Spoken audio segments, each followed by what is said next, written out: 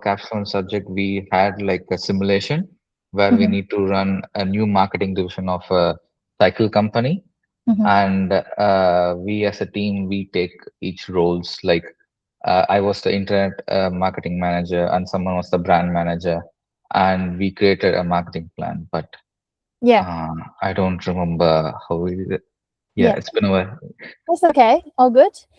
So basically for the marketing plan, there will be three, for me, what I usually foresee it is there will be three main phases for the marketing plan. The first is about the research. So you're going to do the research about the brand. You're going to do the research about the product, the competitors who you're going to compete to. And then you're going to do the research about the target audience to understand them, to understand the goals, their needs, their challenges, etc. Because by understanding the customer need, we will understand how we're going to design our messaging, how we're going to design our products to serve them. And then by understanding our competitor, it will help us to understand what is their strength, what is their weakness, and what is the competitive advantage that we can position ourselves to differentiate ourselves from that competitors. Yeah, so it's really important thing to do. And obviously the brand research. If you're going to do a marketing plan for a client, obviously the initial step is to understand about them, right? What is their How is their business is currently operating, how is their marketing currently performing. That way you can recommend them based on the observation and based on the research that you have already. So that's one part, the research. And then after all of the research, the second part is the strategy, which is like a really important part, because without a strategy, any execution later is not that it's not relevant, but it will not be aligned or you know accurate compared to what we need to target, what we need to um, do to target the exact target audience that we want to do. That is the strategy, which is like the value proposition, the unique benefits that your product or your service can do to your target audience, that set you apart from your set you apart from the competitors. That is the strategy. Yeah. And that will involve, that is value proposition is the messaging, but then also what is the tactics as well. Either is um, social media strategy, or is it like newsletter, etc. That is a second thing, the strategy. And then the last thing is execution, because if you already have the strategy here, it's important to know what are the next steps that you need to do. We don't just listen to the client saying about their goals and then we suggest straight away that, hey, I think that we should do Instagram. It is something that a lot of like many marketers do. But if you want to be like that, the real marketers would not do that. They always come up with a strategy first before they actually executing anything, or they recommending anything to the client. So there's three main parts, and I'll walk you through those three main parts today, so that you can understand like holistically about the work that you're going to do. And obviously the execution part is something that you as an intern will support the business to do. And then the strategy part usually sits with the business themselves. They will communicate it to you, or it will be via us, like via Campus Live, via Social Star. We usually provide those like strategy workshop to come up with a strategy, and then we have you to help executing the task. If that makes sense. Cool. So usually with the marketing plan, we usually start with the context. So if a client come to us, it's always relevant to know what is the context behind it. What is the context of the business that he will need this marketing plan from? That why he need this marketing plan, because we need to know what is his business problem, what he's facing that he's need this plan for. Because if there's no problem, there will be no solution, right? So there will be a few variation of business problem, like, right? It's either that they already have a consistent revenue stream from his target audience, but he wants to scale. That is something that is the problem that we want to solve, right? And or it could be that they don't have enough clients, so he wants to target to more clients, for example. Or it could be that he just built his business and he needs to create his brand awareness to other people. So those are the contexts for us to know about what is his problem, what is his goal, so that we can design the strategy to help with that. Because different problems, we need different solution. If it's an awareness problem, our strategy will focusing on bringing the awareness, increasing the awareness. But if it's about the engaging the conversion problem, then the strategy will be completely different. So in your meeting with clients, for example, or if you have assigned to a specific client, it's really important that you understand this. You understand, okay, if you don't know, you can ask, right? You can ask them about, how is your business is going? What is the main issue that you want to fix right now? And how can I help with that? That is something that we can communicate and get clarification from client or even from your manager. Okay. And then after we have the context is the vision and mission. So vision is a personal vision, a personal goals that the owner of the business want to achieve. And most of the time, most of the business owner, when they build a business, they want to have the freedom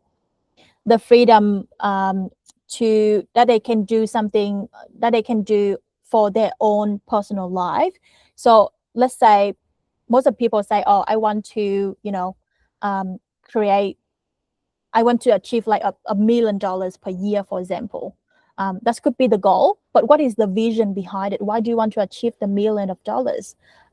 That is, and so because with the $1 million revenue consistently, they can have the freedom to travel, to spend time with their kids, to learn something new, so that they don't have to, focusing too much on the operation side of the business, for example.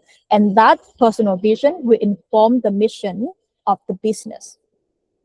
With that vision in mind, and then that is the motivation for them to create the business that can help them to achieve that vision. And when you have a look at this example, it's exactly like the vision is the business owner vision, and the mission is the business mission to deliver to the customer. Yeah. So in this case, for the revenue lab, his vision is to give him the freedom to create, contribute, and live life on his own terms. And the way that help him to achieve that is through his business. And his business mission is to help the small business owner run smoother, smarter, and with less stress. So if his business successful, it will give him the chance to complete his vision on the top. If that makes sense. Cool. So after you have those information, the goals is something is really important. And this is something that need to be SMART. Do you know what SMART stand for? Have you heard of SMART goals? SMART is specific, measurable, achievable, I think is retainable, and then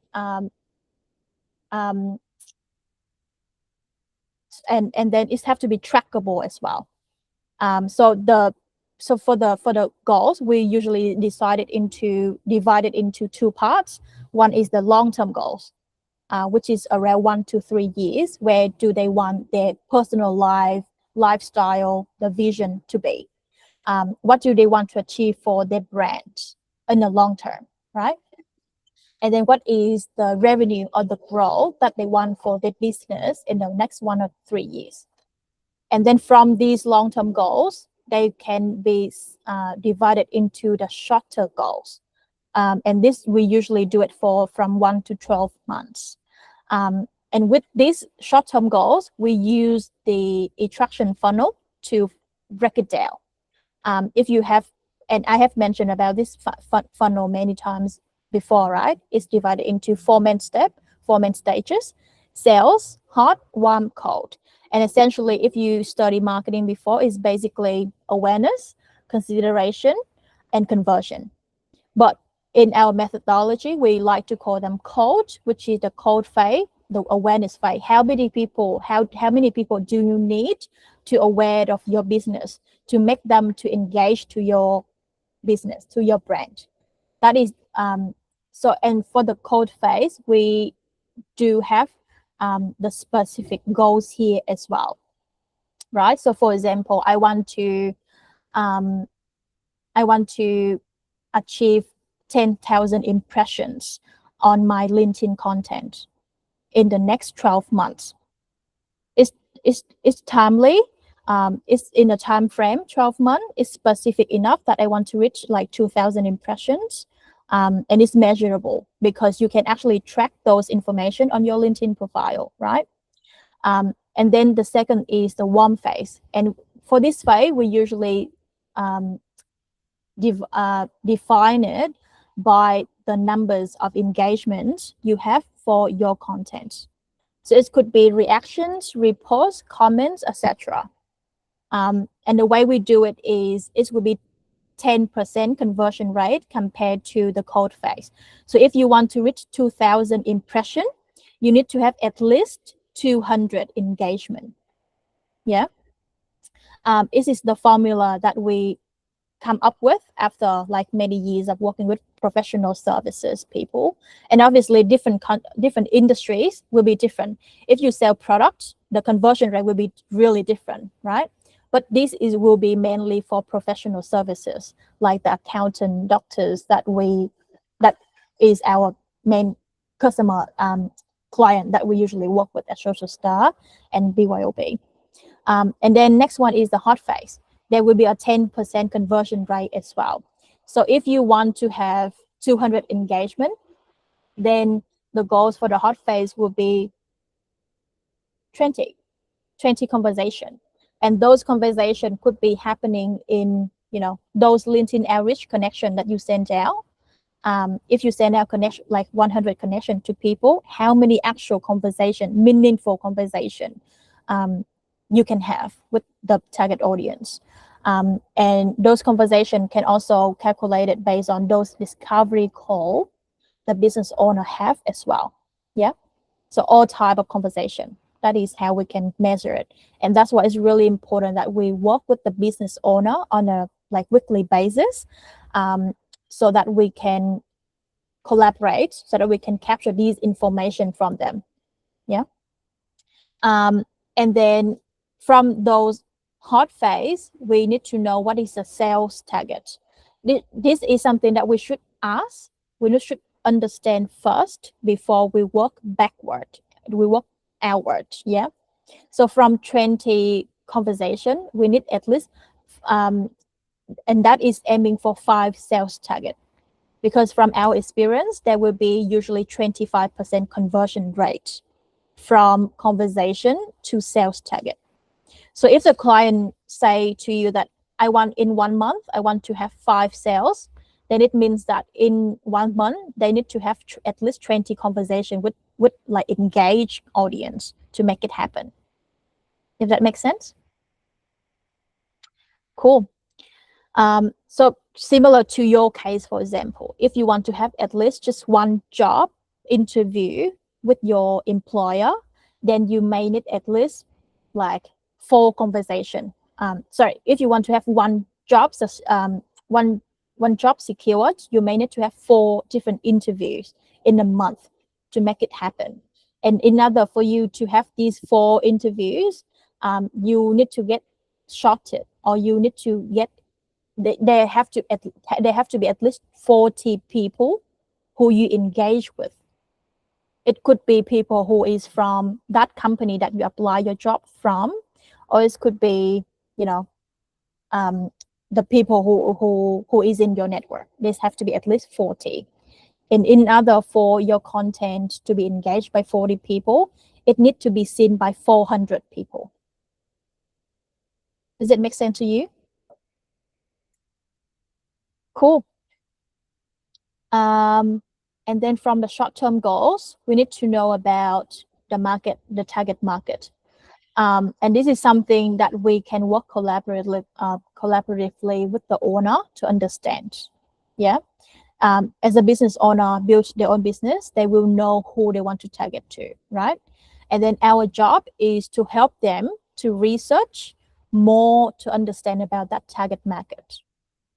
They may know that they want to target to the small business owner, but our job is to understand a bit more in terms of what is their pain points, what is their goals, what is their challenges when they are a business owner.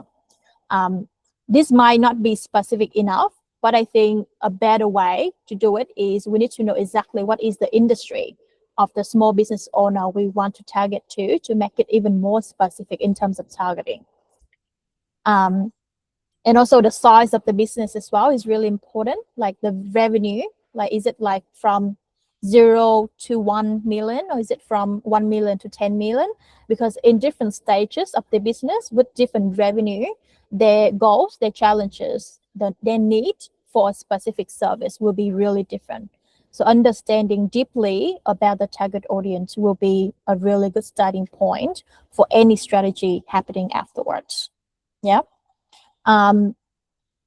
So, and then the next thing is the segmentation.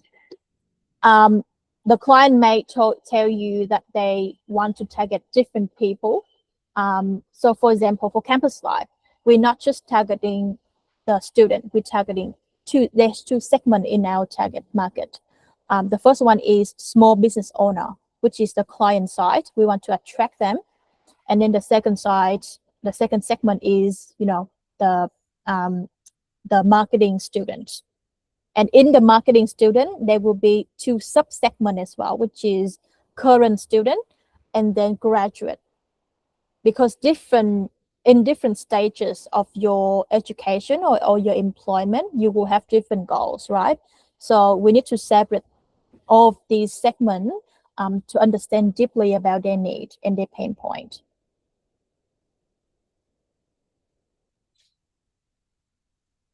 Okay, and then next one is avatars. This one is really important because you will see exactly who is the person that you want to target to. And if you look at this photo, it's not stock photo, it's actually real person. It's real business. I have mentioned this before already. I think one of you, like I think Marisa, is working for his account. So let's say in the target market, I want to mention that I want to target the university students.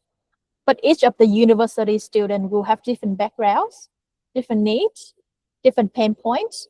So if I can imagine that, okay, my target audience is Marisa, so I can examine specifically about her behaviors, her emotion, what is the goals that she wants to achieve in the Campus Life internship, for example. Her goals will be completely different from others, right? So having this mindset, having these specific avatars will help you to customize your messaging, your strategy to be closest to this person. Not the pool, but actually one specific person. Yeah.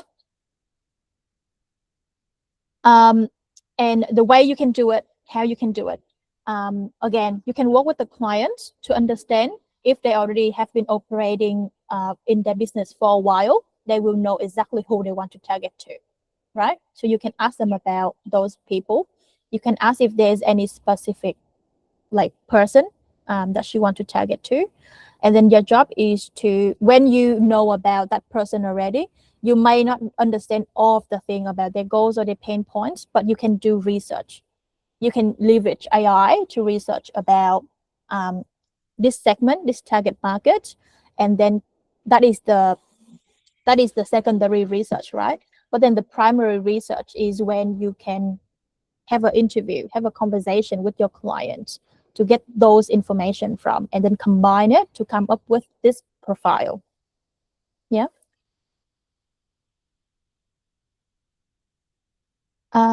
Cool. And then there's second avatars as well for the second segment. So every segment you should have one specific avatars. Yeah.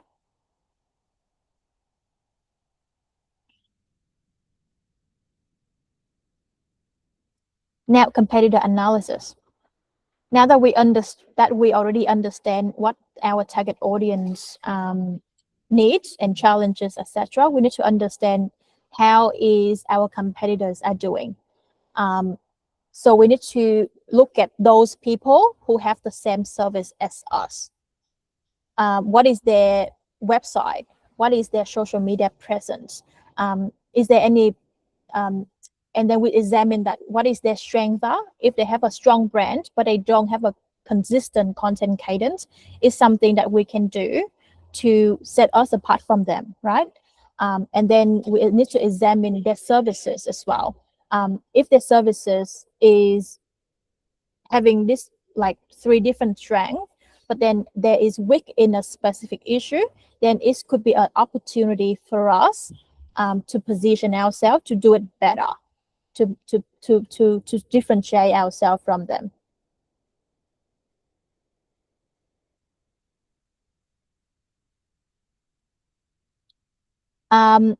As I mentioned before, we want to examine everything about their business, about their brand, about the social media, about their positioning, about their value proposition. Is there anything that they are doing well? And is there anything that they are not really good at that we can set us apart? And those are the information for you to have a look as well. I may send this over to you after the meeting, after the call, so that you can have a deeper look into, and then use it as example for your clients.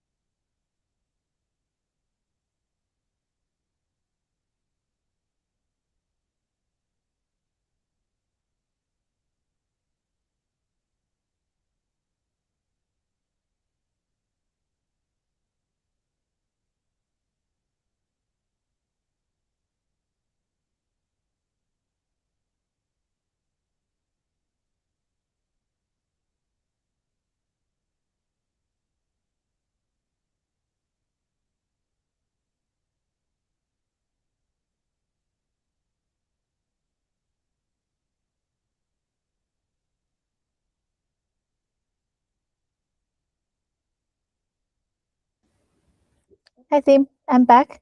Sorry, my laptop is running out of battery. We have a few people having meeting in the office, so I try to sit outside. But I'm back. There might be a bit of background noise because we have multiple people in the office today. I don't want to talk about it. Okay. So was the previous part clear to you? Is there any questions before I move forward? Yeah. Okay, bring in the water. No? Okay. All good. And then the next step is the positioning map. Have anyone seen this before? Oh yeah, so that would be the question. You have seen it? Yeah, I have. Okay. What is your understanding about this positioning map?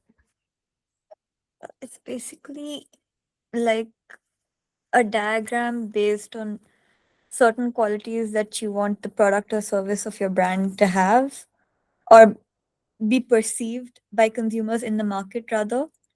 So the revenue company, it's more towards low cost and less, no, comparatively more towards service based. And then there are some companies that are in like the center of it all. It basically shows how you're positioning yourself and what qualities the company has, especially compared to its competitors. Yeah, spot on, 100%. Positioning map is like exactly what you mentioned, is how you position your brand in the market, and also how the customer perceive your brand as well compared to your other target audience, right? So right now, for this example, the revenue lab is sitting on the left hand side here in the low cost, um, like side, and medium in terms of service, if service based, it compared to the software based like HubSpot, and if it's something that they want to position themselves, that's great. We can go with that. But for some clients, we usually have an ideal positioning that they want to have as well. So if they're sitting here and then they want to positioning them into more service based, but then more premium, more higher cost side of thing, they could be sitting here. And then our marketing plan can be designed to help them to bring this positioning, the goal that they want to position themselves to come to life. Yeah.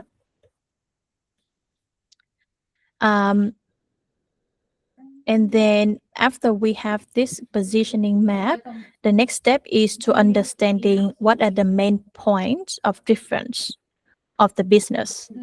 And with this one, with your BYOB participant clients, for example, there's two main brands in the business: the personal brand, which is the owner; the second brand, which is the brand, like the business themselves.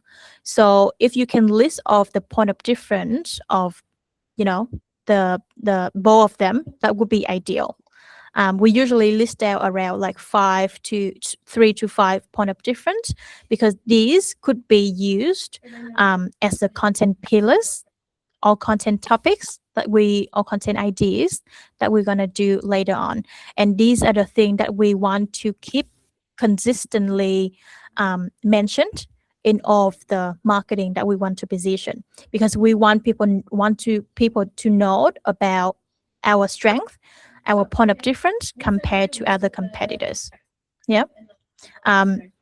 In this case, for example, point number 2, for example, revenue is designed specifically for small business, not for technical team. So if there's a small business that don't have like an expertise in technical side, they might pick revenue instead compared to HubSpot, right? Because they don't want to get involved too much in the technical side. But revenue is offering something more small business friendly. That is something that we can promote to grab people attention, engagement, and it's something that can positioning ourselves really differently compared to the competitors. Yep. Next is the value proposition. Anyone know what is value proposition means? So value proposition is a unique benefit of your brand or your service or your product to the target audience compared to the competitors. So by understanding the point of difference that you have already, you'll be able to write a clear value proposition to clearly state your benefit to the target audience that you just examined before. And that is something that is really unique about you that other competitors doesn't have. Yeah. So for this case, for example, they already have a value proposition in their business, which is get failed, get paid, get repeat business all in once. But it's quite generic. It's not really specific. When I read this, I don't know what they do. I don't know what they are offering, right? So on the next page, what we do is we will recommend them a new value proposition so that they can make their offering even clearer and even like more obvious for people to understand, which is a personalized sales system that scales your business. So here you will see exactly what is the offering they have, which is a sales system. What is different from them compared to other competitor is personalized, right? And then what is the benefit of that offering to the target audience? Scale your business. If you start your business, this is quite not a good fit because if you start a business, you might need another system. But if you want to scale the business, then the company is more relevant and aligned with what they want to achieve. Yeah. And then underneath it, we will explain how we do it. So this is something that we position ourselves, and then this one is how we help them to do it in more details.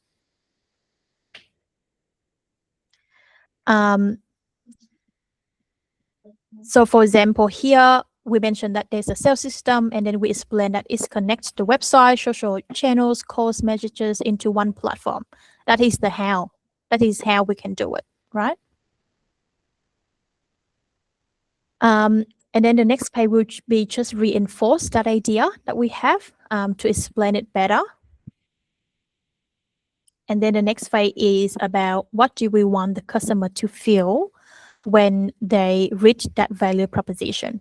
So in this case, they want them to feel, confident. They found a system that makes sense and actually works for their specific circumstances, which is when they want to scale their business. Because, and then they want to feel supported because it's a personalized system. So they will be aware that there will be a lot of support from the team to help them to apply this system to their business. Or they will feel in control, etc. So different businesses or different value proposition, different offering will want the customer to feel in different ways.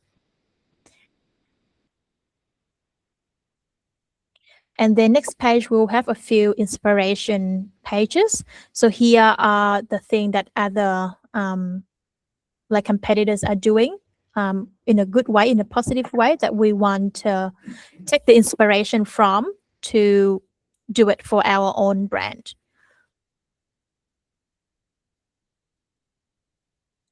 And then we have another page of how we help them to bring it to life. And then we will design a few mock-ups that they can envision the refresh value proposition in like real examples, right? Usually when we present the marketing plan to the client, we usually have the aha moment when it comes to the value proposition, because it's like the big idea that they can apply across their brand.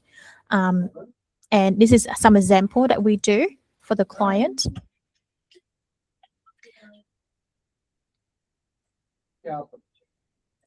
And then methodologies. These will be more in terms of execution, which I think we have time. So I will mention like in more details about this in the next week call. But I think we can finish from here. I just mentioned about the research part and the strategy part already, right? And then the execution part is something that I will walk you through in the next week meeting. How does it feel for you so far? I don't want to overwhelm you with like too much information either. So we can take time to go through this.